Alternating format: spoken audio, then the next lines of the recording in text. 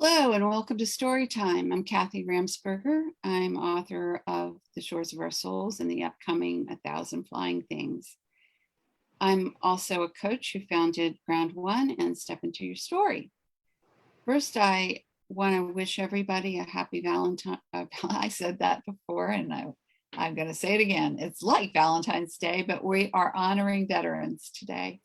Thank you for all of your service. And especially if you are a member of a family who's lost somebody who has been a service member. And today is also 11/11/21, which is an especially great day to create your intentions. So intend away, we may get to that later. There's a third reason today's special, and it's because we have an exceptionally gifted healer, Renee Herro, with us today. We're going to start off with a couple questions. It's going to be a little different than usual because we can start talking and sort of go this way and that. And it's going to be an amazing conversation. So fasten your seatbelts. It's going to be loads of fun. As always, Kaylee Mullis is here fielding your questions. So feel free to put them in the comments and we'll take a couple breaks for those. Before I introduce Renee, I want to just read a little bit about her in her own words from her website. I started exploring, reading, and studying the afterlife early, asking myself, could it be I have a gift? Doesn't everyone see this way? Renee and I have had conversations about this, and I remember saying to her, when I close my eyes, I see things. And I thought everybody did. The Blessed Mother, this is Renee continuing, the Blessed Mother is my best friend. I talk to her like she's in the room, since for me she is. I pray the rosary. My favorite prayers get answers almost immediately. If there isn't an answer right away, I know it will come in time. My career changed paths several times, always with God sending me where he wanted me to be. I didn't have much thought to knowing things before they happened again. Before they happened. Again, this was normal for me. So now it's your turn, Renee Herro. Welcome, welcome. So hi, thanks for having me, Kathy. So can you continue this a little bit? Can you tell us a little bit about how you found out you were intuitive and discovered you could heal yourself and others? You know, I always was. And so I thought everybody was, like I did say on my website.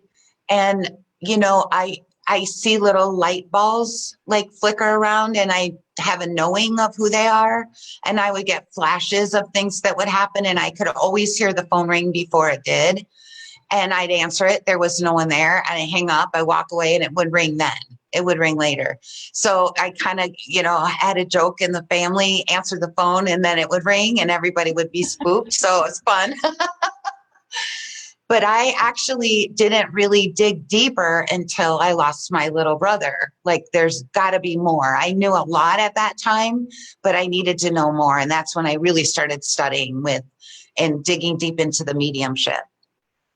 So the gift was natural, but then after I started studying with teachers from all over the world is when I really got clear enough to start doing readings and healings for other people. I started healing myself.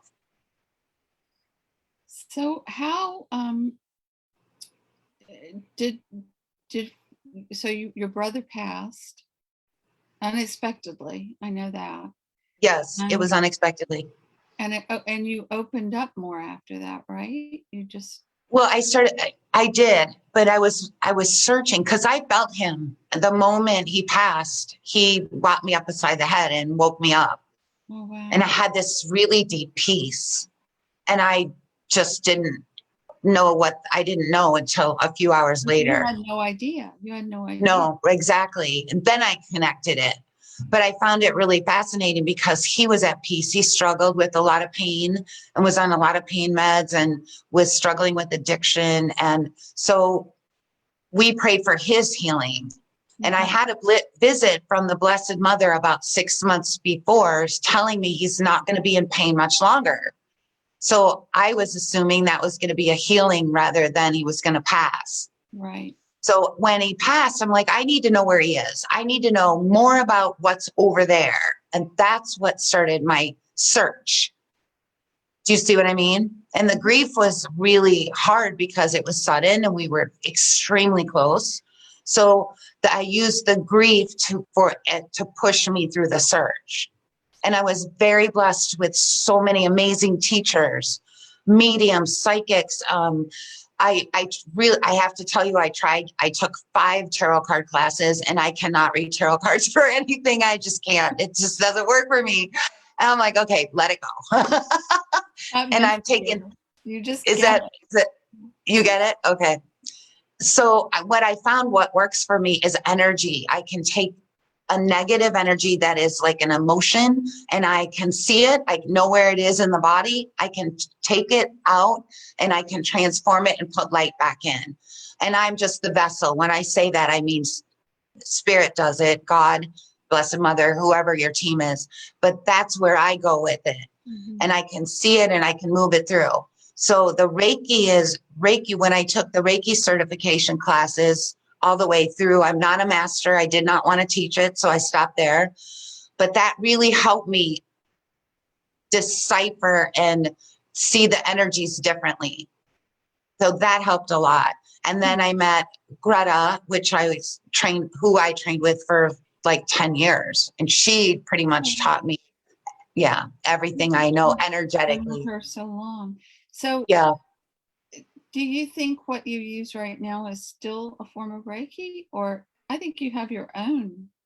I do over the years and studying different techniques. And sometimes I only did 3 sessions with a teacher. They taught me their technique, but pretty much God has given me mine. And I can't even explain it. It's a little bit of Reiki, a little bit of energy. It's a little bit of mediumship, psychic, prophecies, whatever comes. And what's interesting is when I connect with a client or a group, it's so interesting to me how I was taught to forget everything I know, connect to the client, and the call will guide itself. So I find it so interesting how it flows. So maybe 5 or 6 modalities are being used on a call or for a healing, or just one, or exactly, or spirits come in, or loved ones passed over come in for a message, and I find it so fascinating. That's why I feel like this is I feel really blessed to be able to do this kind of work, because that's what we really need right now. We're healing our past. It's changing our programs in our brain and how we act and react. And I think it's really important work right now. I think it always has been, but right now specifically. Well, and we're, as a world population, are more aware we need it now. Exactly. Or we were just, I don't know, our attention was diverted. Exactly. And I think the biggest thing I've learned is that physical pain always stems from emotion. And emotion's easy to clear with energy. When you use light, push it out, heal it, understand why you had it. And then you can literally heal the physical body by moving the emotion off.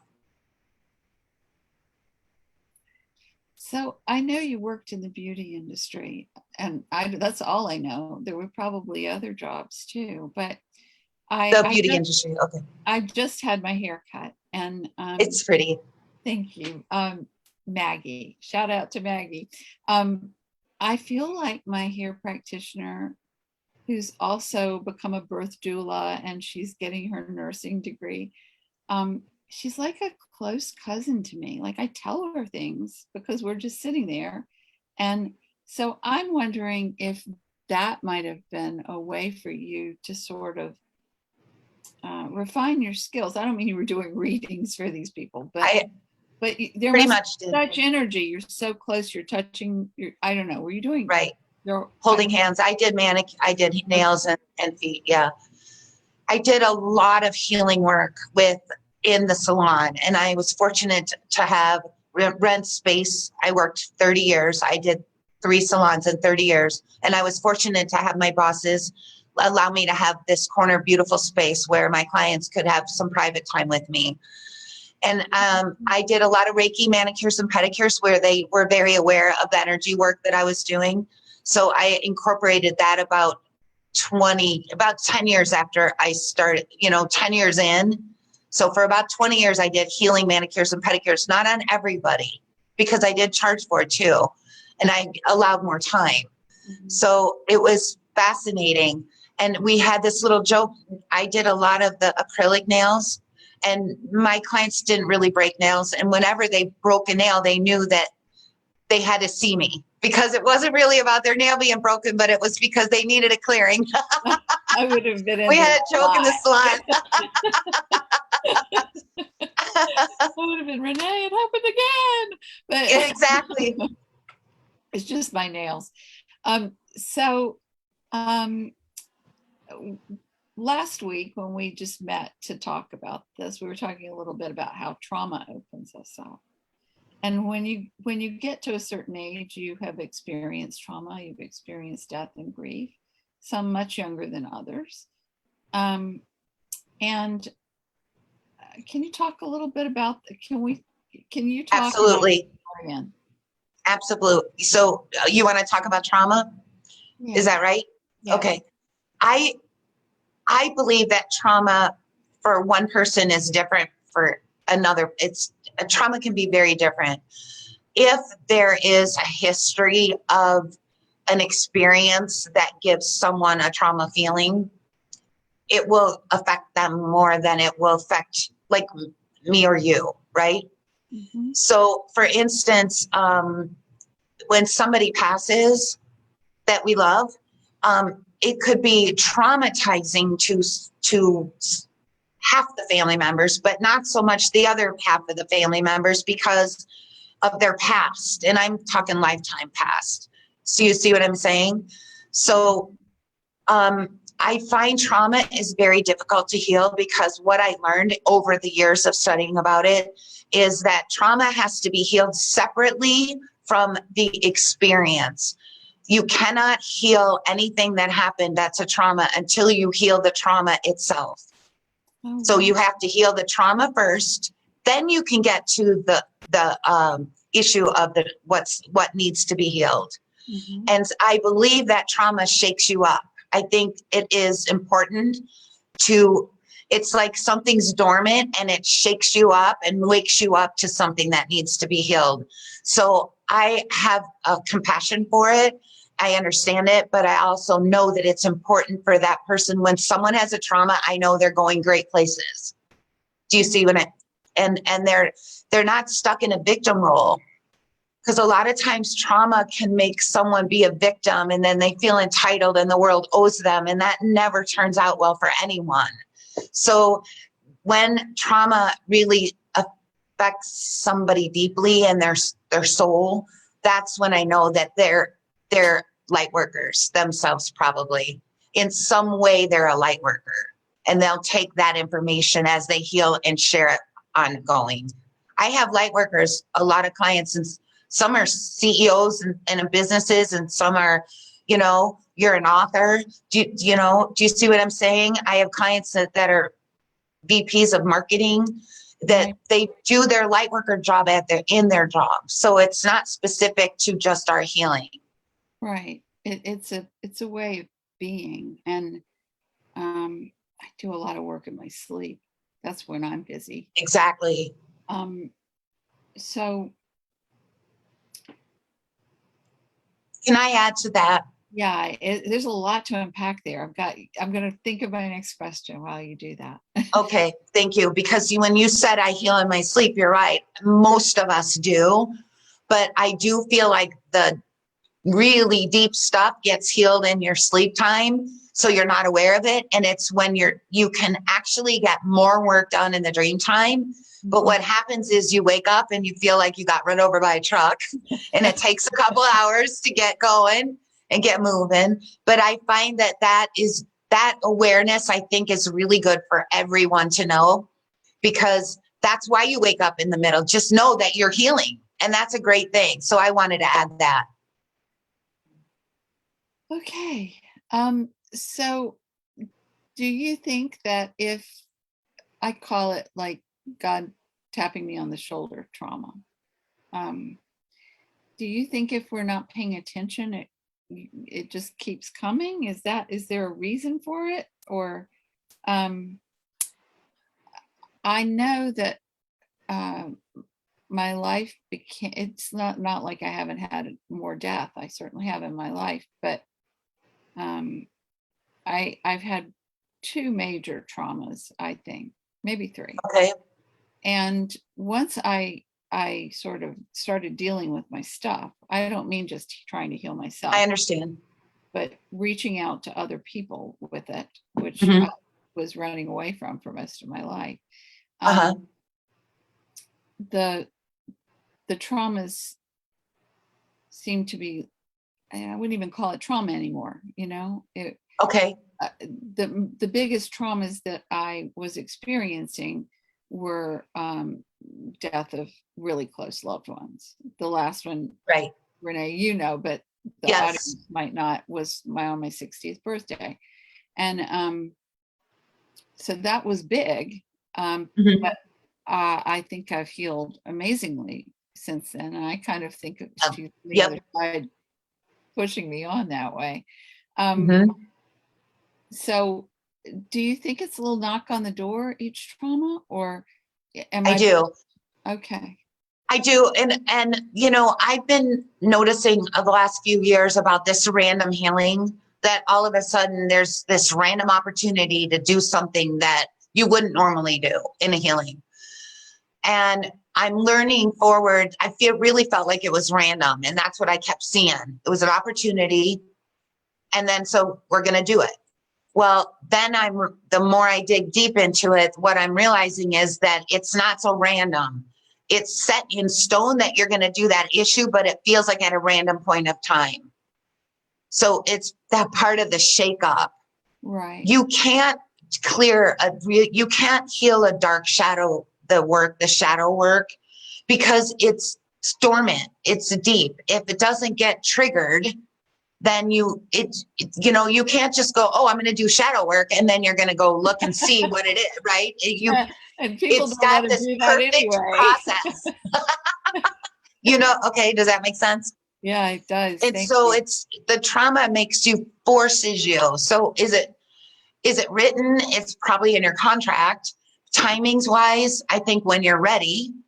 Sometimes when that happens, we don't feel like we're ready, but we always get through it, because God only knows that. I mean, God knows what we're ready for. We don't necessarily do sometimes. Mhm. Do you see what I'm saying? And then a lot of it is unconscious stuff too, which when you're not aware of it, how you're going to fix it or change it or just course correct. Do you see what I mean? Yeah. How can you do that if you're not aware of it? So Yeah. the trauma brings all the awareness. Make sense? It does. It makes sense to me. So you mentioned soul contracts. Can you go into that a little bit? Because I Sure. like, okay. I believe we all have our own contract. I mean, we all have and this period of time that we're in right now is actually really, really, to me, showing me how we all live our own reality. And I find that so interesting, because I knew it and I could see it in some form, but this is, how do you choose to live your life? How do you want to live your life? Do you see? So we're choosing to heal so we can have a better life and have not so much pain and feel happier and more love and be love, right? So I do believe that there is a handful, everybody has a handful of life lessons that they're going to learn, but one lesson it could be in work and play and partnership. It could be in so many facets that it feels like it's the only lesson you have. And then you add the other 4 lessons, and you're like, oh my God, I'm never going to heal because I have all this stuff. But it really is only very simply one lesson with multi-facets. Make sense? Oh, I love that. It does to me. Mm-hmm. Um, Mm-hmm.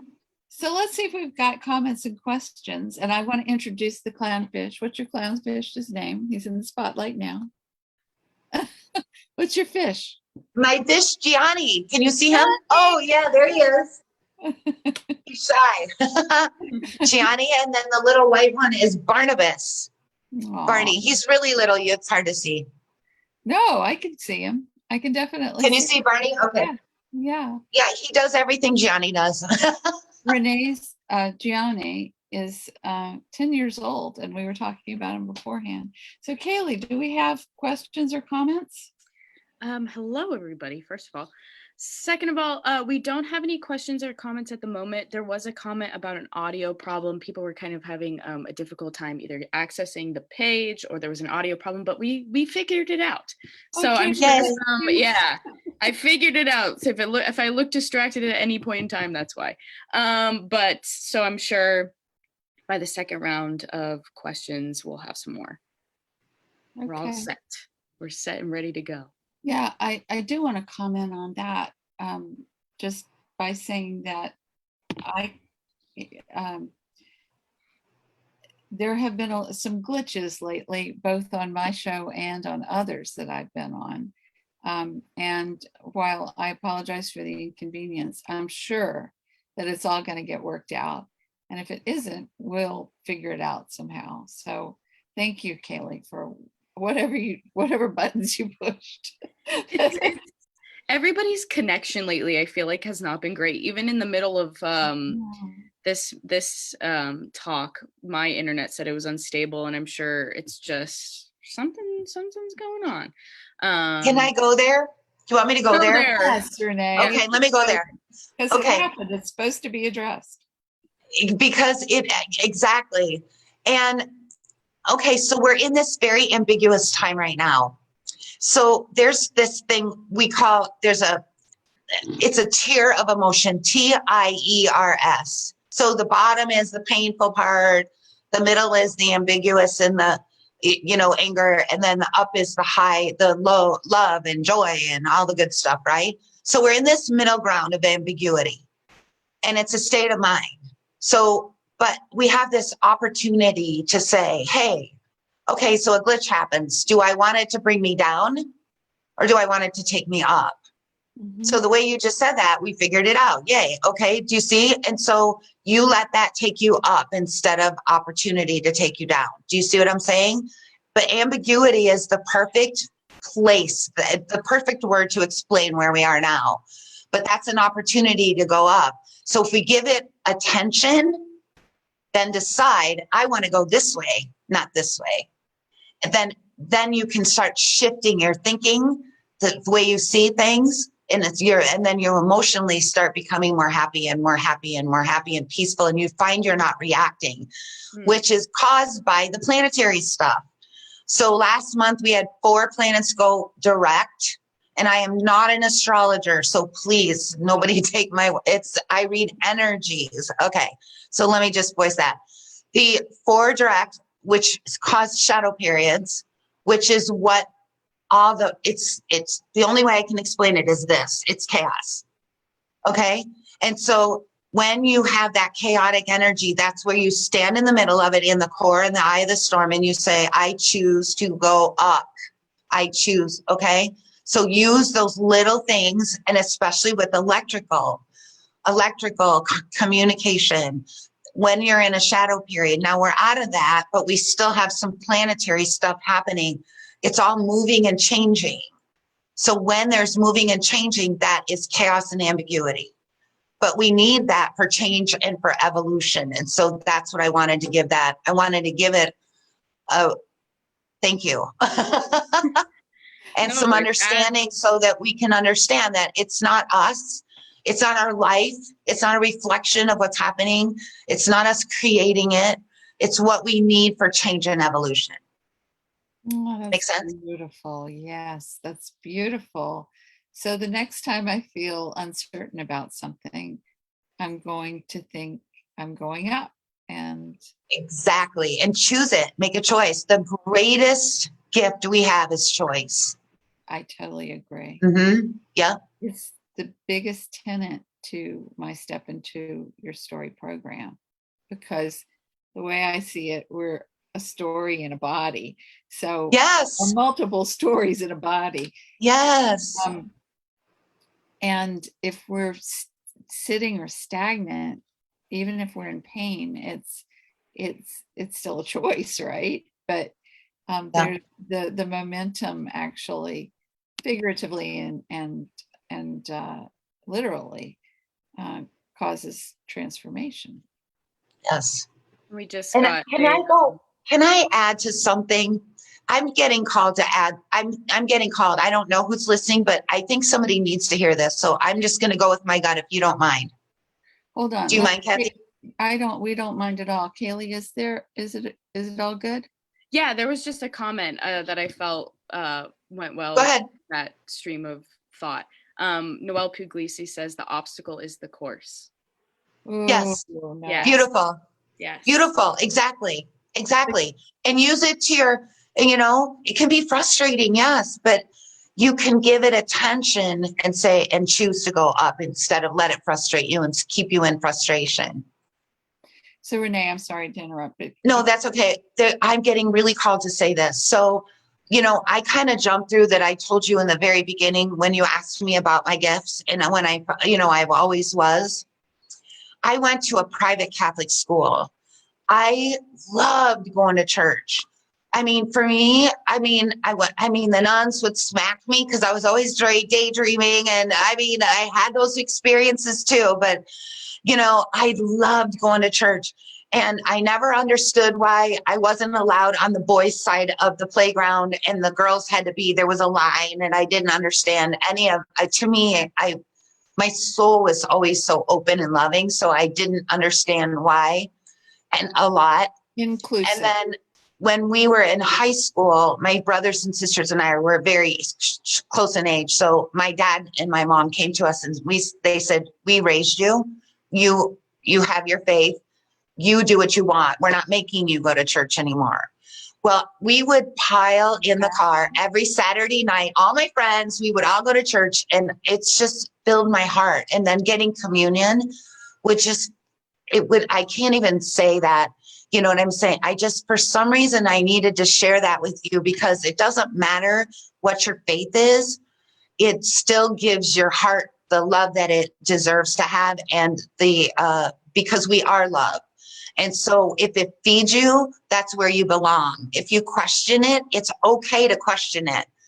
And every faith, if you look at them very closely, they kind of have all one path, one God, no matter what he looks like to you. Do you see what I mean? And it's all for the heart and treat people the way, humans know how to love better than any other planet at all, ever. Is we love bigger and better than any other planet. That and so makes me happy. What'd you say? That makes me happy. Yeah. So we had to use that. And so that I needed to share that because somebody needed to hear that. And she may not even hear it till it plays on tape. But I feel like it's a woman and somebody needed to hear that. I was exactly like you, loved church, never questioned my faith. When I was 40, I got melanoma, and obviously I am fine. And it made me really question. And I was so blessed because I went to my pastor, who was only there for like 3 months, and said, I don't know what I'm going to do because I'm going to die. I didn't mean I was going to die in the moment, but I just realized Right. Yes. And, Yes. and what if I'm not right? And he was like, fantastic. And you're like, what? Yeah, he was like, that's what you're supposed to do. You're right on time. Question of faith. You're supposed to form your own foundation of faith. So I did. It is. It's personal. It's so personal. Yeah. And you can connect to Jesus one day and Mary the next and God the next. You know what I mean? Or one of the angels. I mean, there's so much support out there. We just have to be open to it. That's the big thing. Be open to it. If you don't believe in miracles, you're not ever going to see one. But if you ask, and that's the key, ask, surrender it, and then open to receive it. It's very simple. And if you don't get it, it's not yours, or it's not now.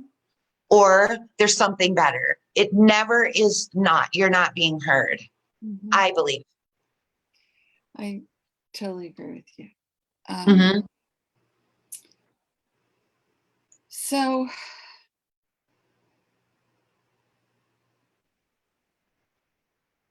I'm processing this a little bit. Okay. I am wondering what your first piece of advice would be to somebody who might be in physical pain right now. And Physical pain. Okay. And we know because you just pointed out that it stems from our emotions. And so I would assume the advice would be toward the emotional, or so I definitely started out the physical way, but it was Right. very, acupuncture and chiropractic and things that most people thought Right. were avant-garde when I was doing it. Right. Exactly. But the pain always came back. And so if you could have just addressed that. Okay. So pain is by the time you have pain, you've had the emotion for so long, it had nowhere else to go.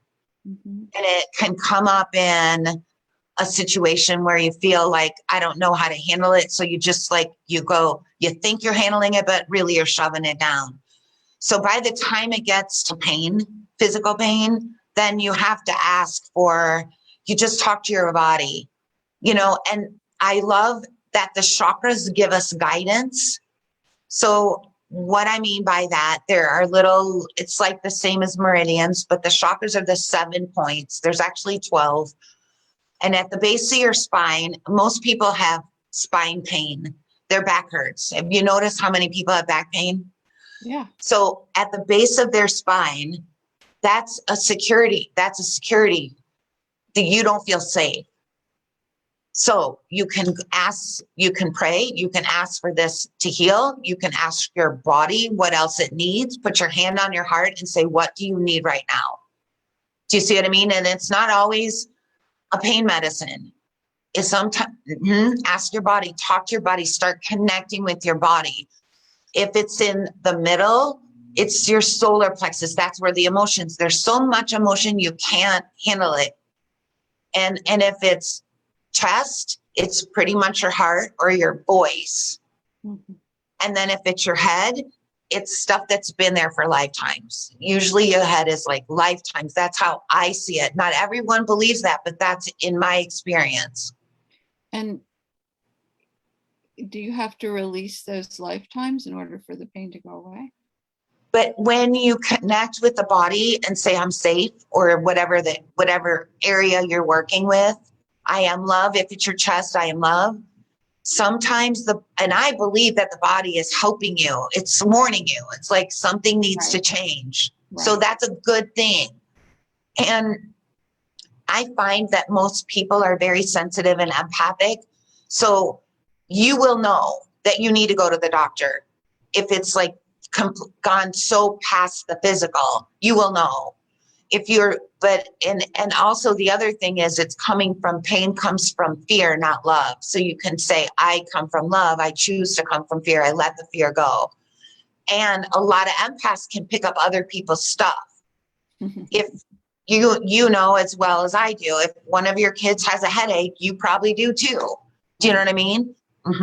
Especially it's hard with people we love so much, even our friends. But when it gets family, it's a little harder. So I think it's more about just being one with your body. Your body is the cover for your soul. So it's just as important as your soul. So how are you going to treat it?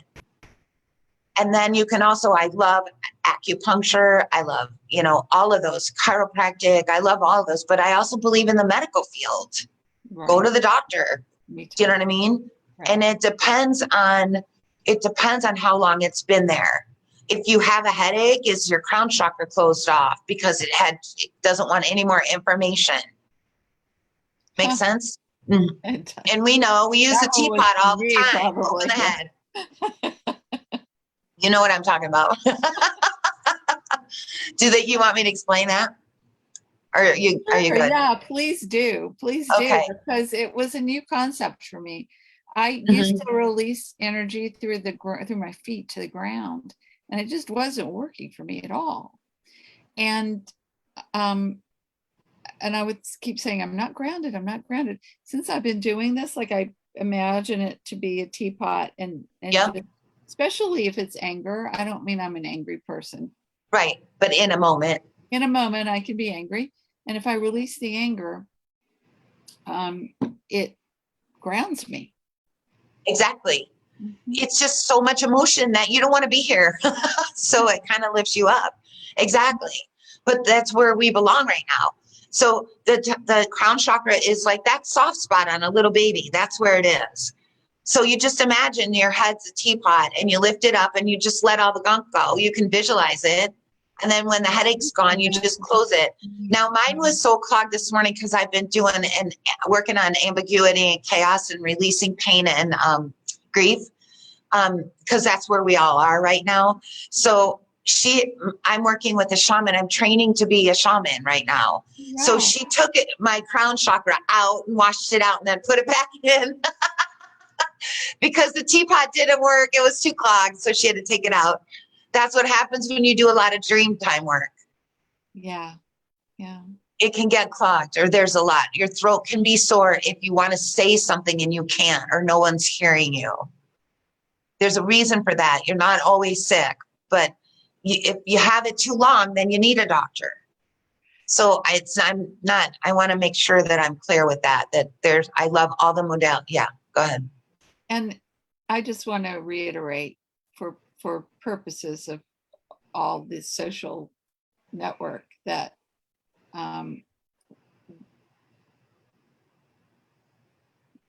we all should be going to a Western allopathic medical Yep. doctor Yep. at least once a year and more often if we have a Yep. problem. So this is They're light workers in their own right. They just work with the physical body. I think we all work together. I totally agree. Mm-hmm. This is just nice in conjunction. And Exactly. and I wasn't getting relief from I was getting plenty of relief from Western medicine, but the pain was the issue. Right. The physical pain. So so that's when I looked for other ways. And I was feeling emotional grief too. I was. Exactly. And then we get afraid when you're grieving and you get afraid of the loss of love, like you're going to lose. And then you start acting differently because you're in fear all the time. So it's so difficult to navigate those. But I have learned never to judge myself for feeling something good, better, and different that I don't want to feel. You know what I mean? If I get angry from loss when I'm grieving. Anger is my first thing. Gives me power. I'm not an angry person, but I used to be. I had to heal why I was angry. Right? That, but okay. Mm-hmm. You know what I'm saying? I have bursts. I do have bursts, and I think it's my go-to emotion. I really do. Because it's empowering, right? Yeah. Mm-hmm. You don't want to be in despair and in bed and can't get out. So you're going to get angry first because then you can get a lot done. Oh boy, there's a story connected to that, but I don't think people are ready for it. But so true, Renee. So true about you.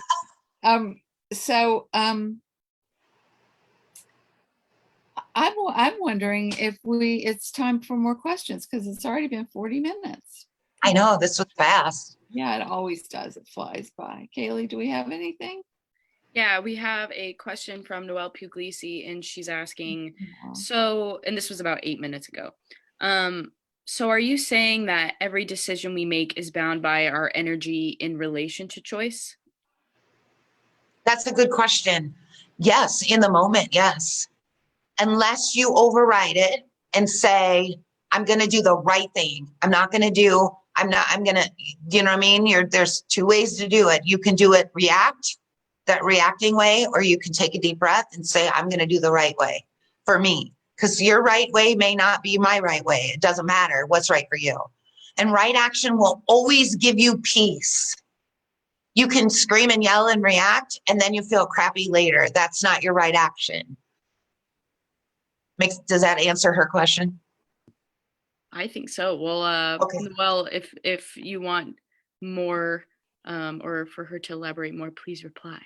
But for Okay. now, I think that's Thank good. you, Noelle. And Renee is always Thank you, Noelle. telling me, you're supposed to be doing what I'm always saying, I don't know what to do. I don't know what to do. I know. Oh, we are. And Are we she all right says now? to me, do what you want. And for Exactly. some That's your reason, guidance. that is my guidance. You've told me a million times, and for some reason there's something in my soul that says, you can't do what I want. So I think that I'm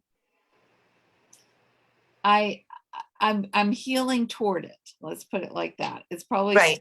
it's still a little Yes. stuck in me. Well, it's a process. But I also don't think I used to see it as a proactive choice, and now I do. Right. I know I could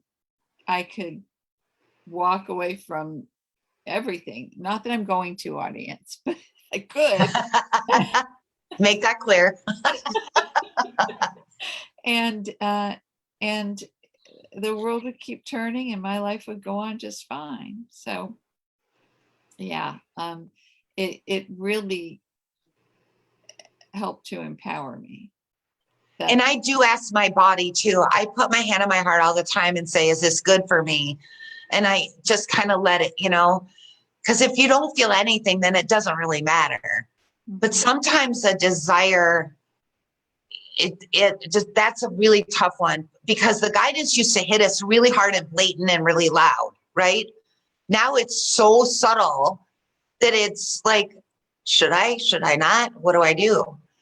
But I really feel like if you put the intention out there of right action, you can't do it wrong.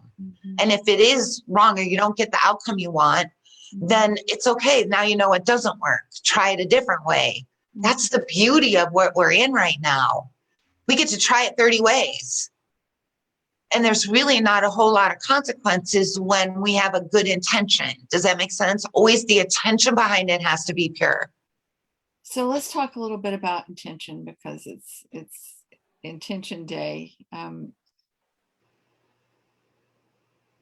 How do you tend to tell us a little bit about your process? Okay. I'm happy to share mine too, but I'm human. I always, that's why I try not to judge whatever happens for me, because I'm really good at judging. I could have done it better. I know better. I should have, could have, would have, right? And so I can get for yourself.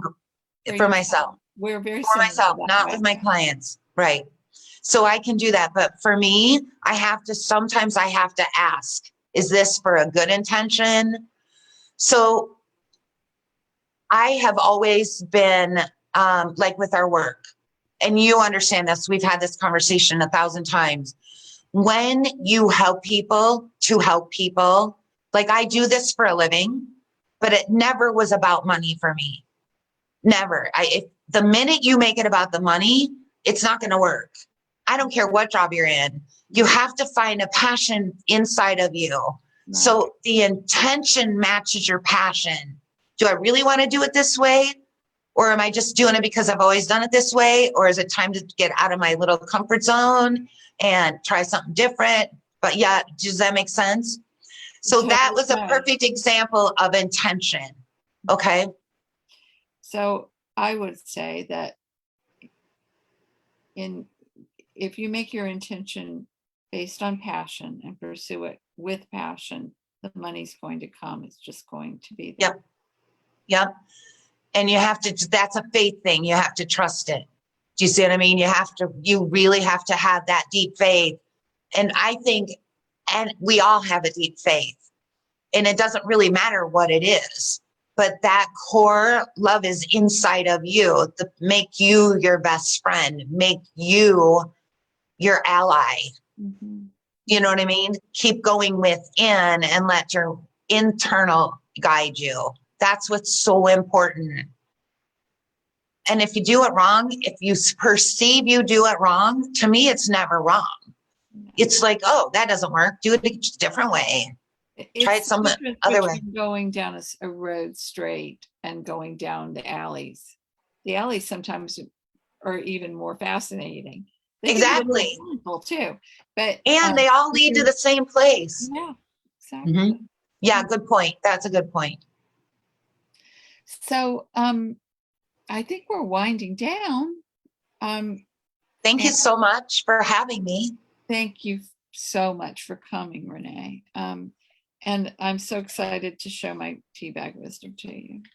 I never have pulled a poet on a tea bag.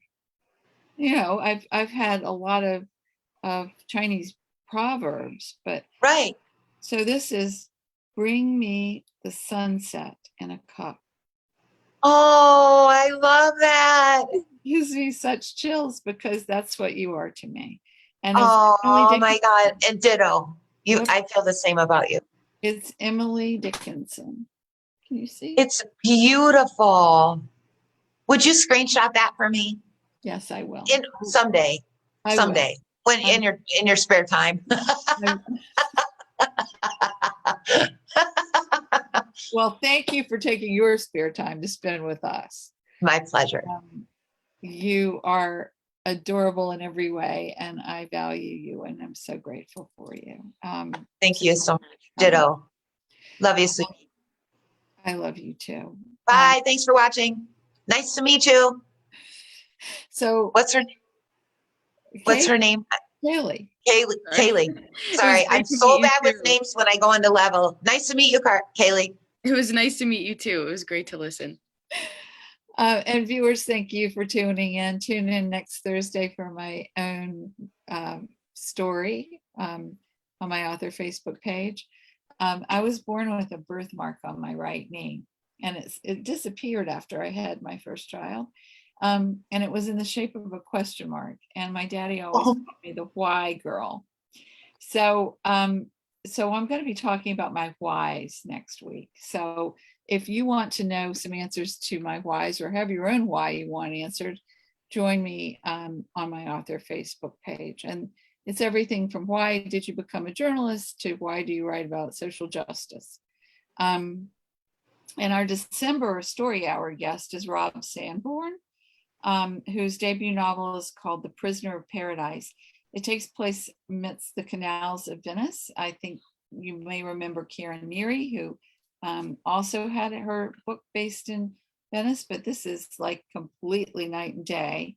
And wait till you find out what the prison is. So it's worth coming just to find that out. Join me here every second Thursday of the month at Storytime, and every third Thursday live on my Facebook author page, and that's facebook.com/Kathy Ramsberger. You can find all my interviews archived on YouTube, and you can find more about Renee and her work at Healing Light by Renee.org, and Renee is RENEE. And you can find out more about me and my work at shoresofoursouls.com and groundonecoaching.com. That's ONE. I'm looking forward to seeing you all again soon. Feel free to post away if you're watching this after. And again, happy Veterans Day. And I'm wishing you a wonderful weekend with a great book to read. Bye, everybody. Bye. Hey.